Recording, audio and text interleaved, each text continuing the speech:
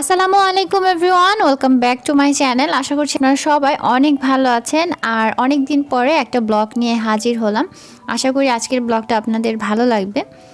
তো আমরা সকাল সকালই বাসা থেকে বের হয়েছি, দেখতেই পাচ্ছেন। আর অনেক দিন পরে রিকশায় উঠলাম। আফিফের আব্বু অবশ্য অফিসের কাজে চলে গিয়েছে, তো আমি, আফিফ আর আমার ছোট বোন যাচ্ছি। আসলে আমার ছোট বোন একটা অঘটন ঘটিয়েছে, যার কারণেই ডাক্তারের কাছে যেতে হচ্ছে। তো এই ভিডিওটা কয়েকদিন আগের। তখন আম্মু সিলেটে ছিল না, ঢাকায় ছিল। তো যার কারণে এমনিতেই আমার সব কিছু মিলিয়ে একটু চাপের মধ্যে ছিলাম। তারপর ইউনিভার্সিটির প্রোগ্রামও গেল, আবার এর মধ্যে নেয়না এমন একটা অঘটন ঘটালো যে অবশেষে ওকে নিয়ে আবার ডাক্তারের কাছে যেতে হচ্ছে। তো সেটাই বিস্তারিত বলবো। আর আজকের ভিডিওতে আমি আপনাদের সাথে মজার একটা রেসিপিও শেয়ার করব, আমার খুবই পছন্দের। তো আমরা ওমেন্স মেডিকেল কলেজে এসেছি। যারা সিলেটের আছেন তারা তো চিনবেনই। আর এখানে আসার পরও আমার দুইটা আপুর সাথে দেখা হয়েছে। আপুরা নাকি রেগুলার আমার ভিডিও দেখেন। আসলে এই অনুভূতিগুলো না বলে আসলে বোঝানো যাবে না যে কতটা ভালো লাগে। অনেক সময় দেখা যায় দাঁড়িয়ে থাকলে পিছন থেকে কোনো আপু এসে বলবে যে আপু আমি না আপনার এমনভাবে বলবে যে আমি হঠাৎ করে ঘাবড়ে যাই আসলে ওই মুহূর্তে। বাট পরে যখন বুঝতে পারি খুবই ভালো লাগে। আর অনেকে হয়তো দেখেন দূর থেকে কথা বলেন না, তো যাই হোক, বাট যারা কাছে এসে কথা বলেন অনেক বেশি ভালো লাগে। আর হসপিটালে আসলে আমি সবসময় যে কথাটা বলি, আসলেই মনে হয় যে সব মানুষই অসুস্থ, কারণ এত পরিমাণ ভিড় থাকে। তো এখন সবার জানতে ইচ্ছে হচ্ছে আসলে নায়নার কী হয়েছে, কী জন্য আমরা ডাক্তারের কাছে আসলাম। তো সেই বিষয়ে একটু কথা বলছি। আসলে একটা মজার কাণ্ডই হয়েছে। আর এই ফাঁকে আফিফের দুষ্টামি তো দেখতেই পারছেন। আসলে আফিফকে নিয়ে এভাবে আমার একা খুব বের হয়নি, এই ফার্স্টই মনে হয় বের হলাম আফিফের আব্বুকে ছাড়া। তো যার কারণে আফিফকে একা একা মেনটেন করা একটু কষ্ট হয়ে যাচ্ছে। এখন বোঝা যাচ্ছে যে আফিফের আব্বু আফিফকে কতটা দেখে রাখে আর কি। তো আফিফ এদিকে ছোটাছুটি করছে। আর যেহেতু হসপিটাল, এখানে অনেক বাচ্চারাই আছে, তো সবার সাথেই সে খেলাধুলায় মেতে আছে। তো আমরা ডাক্তারের সিরিয়াল নিয়েছি, এখানে এখন যাব, আমরা ওয়েট করছি। তো এদিকে একটা সুন্দর জিনিস দেখায়, একটা বাচ্চা কি সুন্দর করে নাচতেছিল। ভাবলাম যে এই অংশটা একটু আপনাদের সাথে শেয়ার করি, খুবই ভালো লাগতেছিল। আর ওদিকে একটা ভাইয়া ঘুঘু পাখি নিয়ে এসেছে। তো আফিফ সেটা দেখার পর থেকে বারবারই শুধু খাঁচার পাশে যাচ্ছিল আর আমাদেরকে দেখাচ্ছিল। আর তার দুষ্টামি এভাবেই চলছিল, আর চাইলেও ধরে রাখা যায় না। এই যে দেখেন, সে পড়ে যাচ্ছে আবার উঠতেছে একা একা, কারণ তাকে ধরলে সে কান্নাকাটি করতেছে। তো ওকে ওর মতো খেলতে দিলাম। তো আমাদের ডাক্তার দেখানো শেষ, এখন আমরা যাচ্ছি চশমা বানানোর জন্য। আর সেই ফাঁকে আপনাদেরকে সেই কাণ্ডটাও একটু বলি। তো নায়না যে কাণ্ড ঘটিয়েছে সেটা যে ও হঠাৎ করে ওয়াশরুমে যখন গিয়েছে, ওর চশমাটা নাকি বাথরুমে পড়ে গিয়েছে। তো এই সেই মজার কাণ্ড। তা আমি বললাম যে চশমা পড়ে গেছে, কিভাবে পড়ে গেল, তুমি কি চশমা হাতে নিয়ে খেলতেছিলা বা এমন কিছু হয়েছে যে পড়ে গেল? বলে না, চোখেই ছিল, হঠাৎ করে উঠতে গেলাম আর কিভাবে যেন পড়ে গেছে। তো এটা শুনে বাসার সবাই আমরা হাসতেছিলাম। তো আম্মুকেও জানালাম। আর আম্মু যেহেতু ঢাকায়, এখন চাইলেও আম্মু ওকে আর ডাক্তার কাছে নিয়ে যেতে পারবে না, এই কাজটা আমাকেই করতে হবে এখন। তো আমরা চশমা বানাতে দিলাম, বানিয়ে একসাথে নিয়ে যাব, একটু ওয়েট করছিলাম। আর এই ফাঁকে আফিফকে একটা ব্যাট আর বল কিনে দিলাম। আমার বাবা ব্যাট খেলতে খুবই পছন্দ করে, সেটা বোঝা যায়। বাসায় যাই পায় সেটা নিয়ে এসে ব্যাটের মতো করে মারার ট্রাই করে। তো সেই জন্য সামনে পড়লো, আমি ব্যাটটা কিনেই দিলাম। তো সে সেটা নিয়ে খেলাধুলা শুরু করে দিয়েছে। আর এই তো চশমা বানানো হয়ে গেলে আমরা এখান থেকে বাসায় চলে যাব। তো এই তো বাসার পথে আমরা রওনা দিলাম। তো আগের সেই পাওয়ার অনুযায়ী আর নায়না চশমা বানাইনি। ভাবলাম যে যেহেতু চশমাটা হারিয়ে গেল, তো একটা কাজ করি, চোখটা আবার একটু চেক করিয়ে তারপরে চশমাটা নেই। আর এই তো আপনাদের সাথে মজার যে রেসিপি শেয়ার করবো সেটাই দেখাচ্ছি। এটা কাঁচা মিষ্টি কুমড়া। তো সেটা দিয়েই আজকে ইলিশ মাছের রান্না করব। এটা আমার নানির রেসিপিতে আমি রান্না করব আর কি। এর আগেও যদি একদিন শেয়ার করেছিলাম আম্মুর হাতে, আজকে আমি রান্না করছি, সেটা শেয়ার করছি। আর কুমড়াটা অসম্ভব রকমের সুন্দর ছিল এবং মজাও ছিল, দেখতেই পারছেন। আর ইদানিং তরি তরকারির এত পরিমাণ দাম বেড়েছে, এটা কি শুধু সিলেটে কিনা নাকি সারা বাংলাদেশে এমন ঠিক জানি না। আর আপনাদের সাথে আরও একটা মজার জিনিসও শেয়ার করব একটু পরে। তো আমি মিষ্টি কুমড়াটা একটু মোটা মোটা করে কেটে নিচ্ছি। আর এটা যেহেতু একদম কচি তো এটা সিদ্ধ হয়ে যাবে আর কি। আর ভিতরের বীজের যে অংশটা আছে সেটাও ফেলে দিচ্ছি। আর অনেকে মানে কমেন্টে ইদানিং দেখি বলে, সেটা হচ্ছে অনেকে না কয়েকজন, যে আপনি তো খুব আরামে থাকেন, আপনার মা আছে, আপনার শাশুড়ি আছে আপনাকে হেল্প করার জন্য। তো তাদেরকে একটাই বলবো, যদি মনে হয় হ্যাঁ আমি আরামে থাকি, তো আল্লাহ আমাকে এরকম আরামে থাকার ভাগ্য দিয়েছে, এই জন্যই থাকি। আর কিছুই বলবো না তাদের উদ্দেশ্যে, এতটুকুই বলা। তবে দোয়া করবেন যাতে আল্লাহ সবসময় এরকম ভালো রাখে এবং মাকে নিয়ে, শাশুড়িকে নিয়ে, সবাইকে নিয়ে একসাথে থাকতে পারি, সেই তৌফিকটা আল্লাহ আমাদেরকে দেয়। আবার অনেকে অবাকও হয় যে কিভাবে আপনারা একসাথে থাকেন, এটা কিভাবে ম্যানেজ করেন। তো যাই হোক, আসলে মনের মিল হলে আর মানুষগুলোর যদি বনাবনি ভালো থাকে তাহলে এমনিতেই হয়ে যায়। তো এখন হচ্ছে রান্নার ফাঁকে আমি চলে আসলাম আফিফকে গোসল করানোর জন্য। আফিফ আসলে মানে যখন হসপিটাল থেকে নিয়ে আসছিলাম ও ঘুমিয়ে গিয়েছিল, তো তারপরে ঘুম থেকে ওঠার পরে ভাবলাম ওকে গোসলটা করিয়ে দেই। বেশিরভাগই ও গাড়িতে উঠলে, রিক্সায় উঠলে মনে হয় ঘুমিয়ে যায়, সব বাচ্চারাই মনে হয় এরকম। তো যাই হোক, অল্প একটু ঘুমিয়েছে, এখন আবার ওকে গোসল করিয়ে দিচ্ছি, রান্নাবান্না অর্ধেক ওভাবে রেখে এসে, কারণ টাইমটা সরে গেলে দেখা যাবে ওকে আর গোসল করানো যাবে না, দেরি হয়ে যাবে। তো এই আর কি। আর এই যে আমি ভয়েস ওভার দিচ্ছি, পাশেই মা হচ্ছে গিয়ে আফিফকে রেখেছে, মানে আমার শাশুড়ি ওর সাথে খেলাধুলা করছে, সেই শব্দও আপনারা টুকটাক শুনতে পাবেন। তো আসলে ফ্যামিলির সবারই কিন্তু কম বেশি সাপোর্ট লাগে সবার, মানে আপনাকেও যেভাবে তাদেরকে ভালোবাসতে হবে, তাদের মন জুগিয়ে আপনাকে চলতে হবে, তাহলেই আপনি তাদের কাছ থেকে সেভাবে সাপোর্টটা পাবেন, এই আর কি। তো অত বিস্তারিতের দিকে না যাই, আমি অত জ্ঞান ট্যান নাই ভাই, তো অত কিছু বলতে গেলে আবার উল্টাপাল্টা ভুলভাল বলে ফেলবো, তখন আবার ভুল টুল ধরবেন আপনারা। তো এদিকে আফিফকে গোসল করিয়ে নিলাম, তারপর আবার রান্নাঘরে চলে আসলাম। আর আপনাদের একটা মজার জিনিস দেখায়, আপনাদের ভাইয়া ফুলকপি নিয়ে আসছে, মানে এত বড় বড় ফুলকপি মনে হয় আমার সংসার জীবনে এই প্রথম আমি দেখলাম। তো আমি ওকে পরবর্তীতে ও যখন দুপুরে খেতে আসছে তখন ওকে জিজ্ঞেস করতেছিলাম যে এই ফুলকপি ভাই কত টাকা করে এনেছো, নাকি তোমাকে বোনাস দিয়েছে।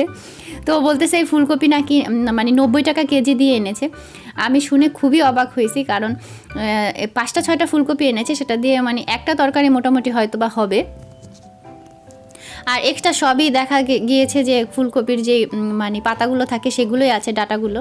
আর এখন আপনাদের সাথে সেই মজার জিনিসটা শেয়ার করছি, এগুলো হচ্ছে আমাদের সেই অমূল্য রতন, যেটা হচ্ছে আমার ঘরে এসেছে। আর এটাকে আমি একটু ভিডিও না করেই পারলাম না, কারণ লাইফে এরকম পেঁয়াজ জীবনে আর কবে, মানে পেঁয়াজ বলছি না, অমূল্য রতন আর জীবনে কবে পাবো তা জানি না, কারণ এই অমূল্য রতন 200 টাকা কেজি দিয়ে আমার হাজব্যান্ড নিয়ে এসেছে। তো জীবনে হয়তো বা এই সুযোগটা আর পাবো না, তাই এটা ভিডিও না করেই পারলাম না। যদিও আপনাদের সাথে মজা করছি, বাট আসলে কারোই আমাদের প্রত্যাশিত না যে এত বেশি দামে আমরা পেঁয়াজ কিনবো। আর এদিকে হচ্ছে ডাল আমি ধুয়ে তারপরে হচ্ছে সিদ্ধ করে নিচ্ছি, একদম অল্প পানি দিয়েছি। এখন প্রেশার কুকারে এটা জাস্ট 2টা শীষ দিয়ে নিলেই হয়ে যাবে। একটা শীষ দিলেও অনেক সময় ডালটা সম্পূর্ণ সিদ্ধ হয়ে যায়। আর এই ফাঁকে হচ্ছে আমি মাছটা রান্না করব, তো এখানে আমি পেঁয়াজ বাটা দিয়ে দিলাম। আর হচ্ছে কাঁচামরিচগুলো আমি বাটিনি, এটা জাস্ট একটু ছেঁচে নিয়েছি, কারণ হাতে ওই দিন একদমই সময় ছিল না যে এটা আমি বাটবো, এই আর কি। আর যারা আমরা ঝামেলার জন্য বা তাড়াহুড়োর জন্য প্রতিদিন ডাল রান্না করতে পারি না, তাদের জন্যই ডালের আমি একটা টিপস আপনাদের সাথে শেয়ার করছি, যেটা আমি বাসায় করে থাকি, আশা করি আপনাদেরও মানে কাজে আসবে। তো পেঁয়াজ আর কাঁচামরিচগুলো যখন একটু ভাজা হয়ে গেল, তখন এখানে আমি লবণ আর হচ্ছে মরিচের গুঁড়া অল্প পরিমাণ দিচ্ছি, কারণ কাঁচামরিচের ঝালেই তরকারিটা রান্না করব। আর হচ্ছে সামান্য হলুদের গুঁড়া দিয়ে দিচ্ছি। এখন এগুলোকে একটু কষিয়ে নিব। তারপরে যেই কুমড়াগুলো কেটে রেখেছিলাম সেই কুমড়াগুলো এখানে অ্যাড করব। আর এই ফাঁকি কিন্তু পেঁয়াজও আমি ব্লেন্ডার করে নিয়েছি বেশি করে, কিছুটা ডিপে রেখে দিলাম। তো এখন মিষ্টি কুমড়াগুলো দিয়ে দিচ্ছি, আর কুমড়াগুলো দিয়ে এটাকে একটু ভালো করে মানে কষিয়ে নিব, এবং যাতে মোটামুটি 70%-এর মতো সিদ্ধ হয়ে যায় সেরকম করে নিব, কারণ মাছ রান্না হতে কিন্তু বেশি সময় লাগে না আর খুব দ্রুত সিদ্ধ হয়ে যায়। আর আমি আবার একসাথেই মানে কষিয়ে নেওয়ার ট্রাই করি, অনেকে আছেন মাছটা আগে কষিয়ে নেয় তারপর তুলে রেখে আবার সবজি কষায়, আমার কাছে এটা একটু ঝামেলা মনে হয় আর সময় সাপেক্ষ মনে হয়। আর এদিকে এই যে ডালটা হয়ে গেছে, দেখতেই পাচ্ছেন একদম মানে হয়ে গেছে, সেদ্ধ হয়ে গেছে। তো এখানে আমি বেশি করেই ডাল সেদ্ধ করে নিয়েছি। এখান থেকে আমি 3 ভাগের 1 ভাগ হচ্ছে আজকে রান্না করব, আর 2 ভাগ আমি একটা বাটিতে করে রেখে দিব ডিপ ফ্রিজে, ঠান্ডা হবে তারপরে ডিপ ফ্রিজে রেখে দিব। তো তো সেটা আমি একটু পরে দেখাচ্ছি। আর এদিকে আমার কুমড়াটা মোটামুটি কিন্তু সেদ্ধ হয়ে গেছে। আর যেটা বলছিলাম আসলে নয়নার এই কাণ্ড মানে আমার যখনই মনে পড়ছে তখনই হাসি পাচ্ছে, কারণ এরকম জিনিস আমাদের এর আগে কখনো হয়নি। উদ্ভট উদ্ভট জিনিস কিন্তু মানুষের লাইফে মাঝে মধ্যেই হয়, বাট এটা একটু বেশি উদ্ভট ছিল। তো আমি 2 ভাগ ডাল উঠিয়ে নিয়েছি আর 1 ভাগের মধ্যে এখন পানি দিয়ে দিচ্ছি, যেহেতু পাতলা ডাল রান্না করব। আর আমি প্রেশার কুকারেই রান্না করে নিচ্ছি। আর চারিদিকটা একটু মুছে নিচ্ছি। আসলে হাঁড়ি পাতিল একটু পরিষ্কার থাকলে কিন্তু রান্নার সময় দেখতেও ভালো লাগে আর পরিষ্কার পরিচ্ছন্ন মনে হয় আর কি। তো পানিটা গরম হয়ে গেলে দেন হচ্ছে আমি ডালটা একটু ঘুটে নিচ্ছি, এতে পানির সাথে খুব ভালো মতো ডালটা একদম মিশে যাবে। তো এখন কয়েক ফালি কাঁচামরিচ দিয়ে দিলাম, আর দিয়ে দিলাম স্বাদ মতো লবণ, আর এখন একটু হলুদের গুঁড়াও এখানে দিয়ে দিব। তো এখন অপেক্ষা করব 2 থেকে 3টা বলক আসা পর্যন্ত। আর এই যে এখানে আমি ডালটা নিয়ে নিয়েছি, দেখতেই পাচ্ছেন। আর এই ডালটা সম্পূর্ণ ঠান্ডা হলে আমি ডিপে রেখে দিব। আবার কালকে যখন রান্না করব, রান্না করার কিছুক্ষণ আগে বের করে নিব এবং অর্ধেকটা ডাল এখান থেকে নিয়ে সেম যে প্রসেসে এখন রান্না করছি এভাবে আবার রান্না করে নিব। আশা করি এতে আপনাদের অনেকেরই সময় বাঁচবে এবং ডালের স্বাদ আমি বলছি একদম 100% একরকমই থাকে, একটুও চেঞ্জ হয় না। অনেকে ডাল রান্না করে 2 দিনের জন্য রেখে দেয়, কিন্তু সেটা খেতে কিন্তু একটু অন্যরকম লাগে। বাট এভাবে করলে আপনি একদমই তাজা যেই ডাল রান্না করলে যেরকম লাগে ঠিক সেরকমই পাবেন। আর এদিকে হচ্ছে মিষ্টি কুমড়াগুলো সিদ্ধ হয়ে যাওয়ার পরে আমি এখানে হচ্ছে মাছগুলো এখন দিয়ে দিচ্ছি। মাছগুলো দিয়ে, আর মাছগুলো এবার খুব ফ্রেশ আর তাজা ছিল, যদিও আফিফের আব্বু মানে বরাবরই ভালো মানে ইলিশ মাছ ভালো কিনতেই পারে না, কিন্তু এবার সে ভালোই ইলিশ মাছ কিনেছে। তো এখন মাছগুলো দিয়ে একটু কষিয়ে নিচ্ছি, তারপর এখানে পরিমাণ মতো পানি দিয়ে দিব। আর আজকে তরকারিটা একটু পাতলা ঝোল দিয়ে রান্না করব।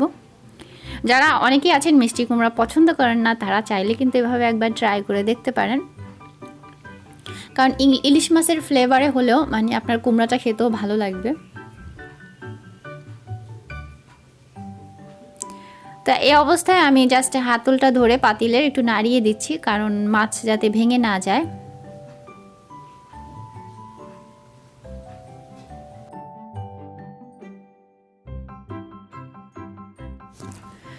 আর এদিকেও আমার ডালটাও মোটামুটি হয়ে গিয়েছে। এখন ডালে হচ্ছে ওই যে বাগার বলেন বা যেটাই বলেন, সোমবার বলেন, সেটা দিয়ে নিব।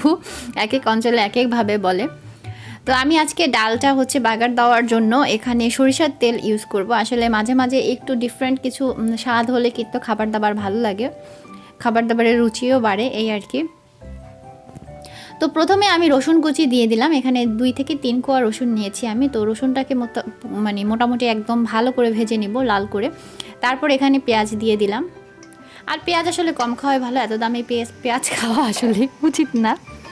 আর যারা হচ্ছে আমার পেঁয়াজের ভিডিওটা দেখেছেন, আশা করি আপনাদের সবার অনেক ভালো লেগেছে, কারণ এই জন্যই আপনারা এতটা সাড়া দিয়েছেন, আমারও খুব ভালো লেগেছে। আর এই তো তারপর সেই পাত্রে আমি ডালগুলো ঢেলে দিলাম। দেখতেই পাচ্ছেন ডালের কালারটা কি দুরন্ত হয়েছে, দেখেই বোঝা যাচ্ছে খুব ইয়াম্মি হয়েছে।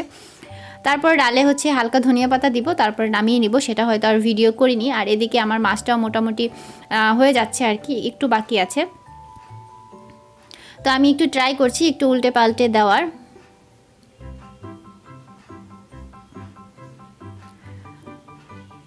তারপর ঢাকনা দিয়ে আবার ঢেকে দিলাম, এটা হবে। আর এই ফাঁকে আমি হচ্ছে সবজিও করে নিয়েছিলাম। এটা হচ্ছে সিম আর আলু দিয়ে ভাজি করে নিয়েছিলাম অল্প পরিমাণে, যেহেতু আসলে আজকে মিষ্টি কুমড়াই বেশি রান্না করেছি, এই জন্য অল্প পরিমাণে সবজি করেছি।